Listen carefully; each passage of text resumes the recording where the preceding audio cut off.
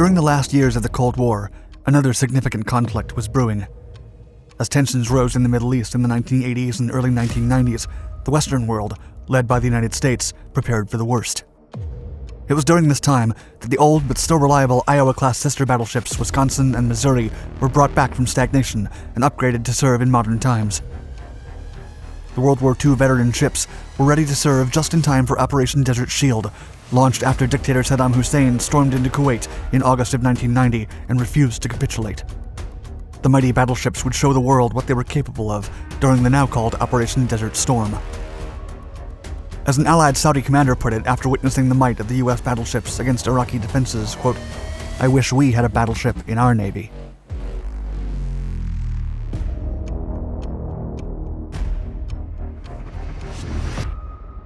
International affairs. Without provocation or warning, Iraq invaded Kuwait in the early morning of August 2nd, 1990. A powerful force of tanks and soldiers seized the tiny, oil-rich country, and the invader troops lined up along the border with Saudi Arabia. Within a matter of days, Operation Desert Shield was launched, and American troops were sent to their allied country to protect the nation from potential attacks. On August 6th, the Security Council at the United Nations imposed financial sanctions against the perpetrators, as well as a trade embargo. In addition, the use of force by naval units in the Persian Gulf was authorized. In the words of President George Bush just 2 days later, quote, "After perhaps unparalleled international consultation and exhausting every alternative, it became necessary to take this action." Saddam Hussein had previously assured their neighboring countries that there would be no invasion, but hours later, Iraq occupied Kuwait. President Bush then declared, quote, "There is no justification whatsoever for this outrageous and brutal act of aggression." The president also claimed that acquiring territory by force and establishing puppet regimes was unacceptable. The United States vehemently pressed for the unconditional surrender of Iraq and the immediate withdrawal of their forces, as well as the restoration of Kuwait's legitimate government. Addressing a joint session of Congress, Bush warned that Hussein should not be allowed to seize control of crucial oil reserves in the region. Consequently, Allied forces in the Middle East were doubled. By late November, the Security Council set an ultimatum to Iraqi troops. If they didn't yield by January 15, 1991, the 28 Allied nations were to employ, quote, "all necessary means to expel the trespassers." Days before the evacuation deadline, U.S. Secretary of State James Baker met with the Iraqi foreign minister in Geneva, but every attempt at a peaceful resolution was futile. By January 12th, the House of Representatives and the Senate conferred the president the right to use military force. As the deadline approached and the Iraqi troops did not budge, the Allies were ready with over 800,000 soldiers, the largest air and land power assembly after World War II. Operation Desert Shield then became Operation Desert Storm. Rebirth. As part of the Reagan administration's program to build a 600-ship navy, the Iowa-class sister battleships USS Wisconsin and USS Missouri were reactivated in the mid-1980s. The ships were constructed during World War II and served against the Japanese in the Pacific Theater. Wisconsin shelled enemy fortifications and screened friendly carriers while they conducted air raids against the enemy. Meanwhile, Missouri fought in the battles of Iwo Jima and Okinawa, and the official surrender of the Empire of Japan was signed on it. The sister ships later served in the Korean War and were decommissioned into the mothball fleet. It would take 3 decades until they were called to action again.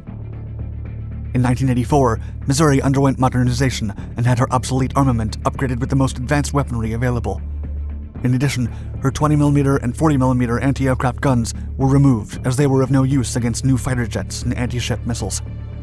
Missouri was then equipped with Harpoon anti-ship missiles and Tomahawk cruise missiles, plus Phalanx close-in weapon system rotary cannons for defense. Furthermore, her radar and fire control systems were upgraded, as were her electronic warfare capabilities. 2 years later, her sister ship, Wisconsin, underwent a similar process of pre-recommissioning. But in addition to the modern missile systems, she received 8 RQ-2 Pioneer unmanned aerial vehicles. These were remotely controlled drones that would replace the helicopters she previously needed to spot for her immense 16-inch guns. After her official recommission, Wisconsin was home-ported at Naval Station Norfolk, Virginia, and became the centerpiece of her own Surface Action Group. Later on, she would conduct training in the Atlantic Ocean and off the coast of Puerto Rico. Meanwhile, her sister, Missouri, recently outfitted with 40mm grenade launchers and 25mm chain guns, participated in Operation Earnest Will.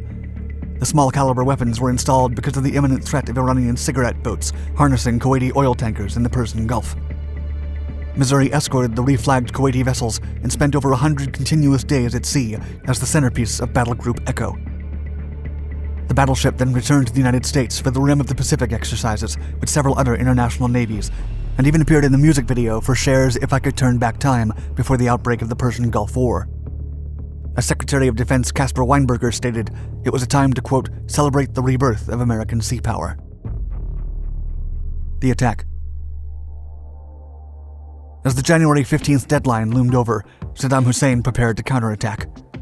However, he believed the Allies would execute an amphibious landing with the two imposing American battleships off the Kuwait coast. Wisconsin had arrived in late August, and her sister Missouri 3 months later. After 40 years, the ships would serve together again. Hussein's forces were technologically advanced, and on paper looked massive and threatening. In practice, however, the Iraqi soldiers were veterans, battle-hardened from a decade-long war with Iran that had barely ended. At 1:40 a.m. on January 17, 1991, Missouri fired her first Tomahawk missile. Over the next 5 days, she would fire 27 more at Iraqi targets. Meanwhile, Wisconsin was the Tomahawk Land Attack Missile Strike Commander for the Persian Gulf and directed the sequence of launches that launched Operation Desert Storm, firing 24 Tomahawks in the first 2 days. Wisconsin was also responsible for the local anti-surface warfare coordination in the northernmost part of the Gulf, and the coalition aimed to destroy the Iraqi troops and cripple their military and civilian infrastructure. On January 29th, frigate Kurtz led Missouri to the north by using an advanced mine-avoidance sonar.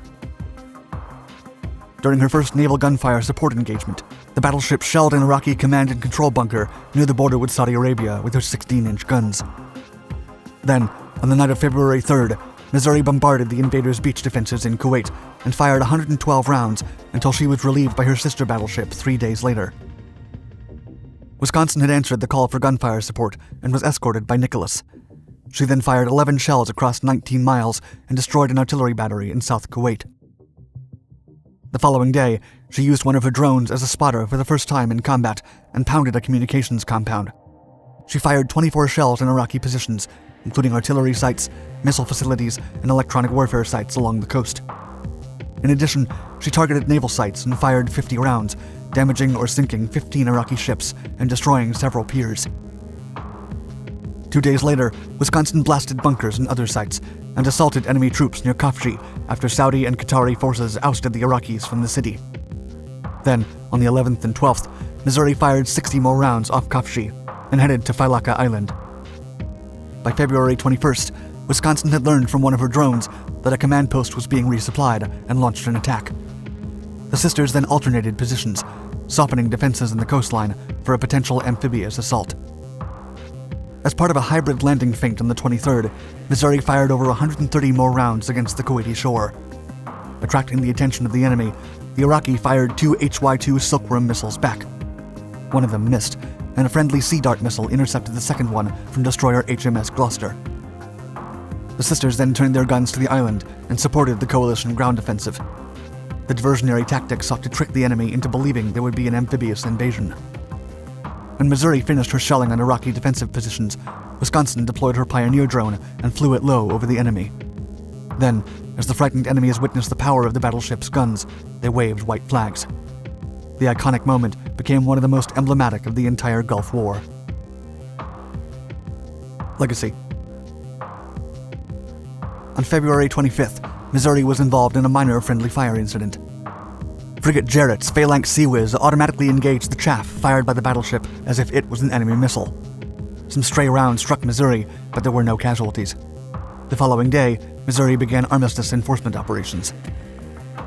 By February 28th, President Bush had ended hostilities.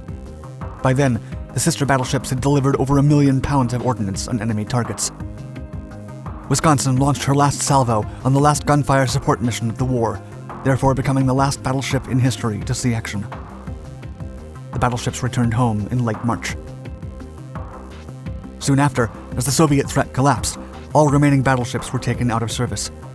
Wisconsin was decommissioned in late September 1991 after serving 14 years, while Missouri was decommissioned on March 31, 1992, after 16 years of service.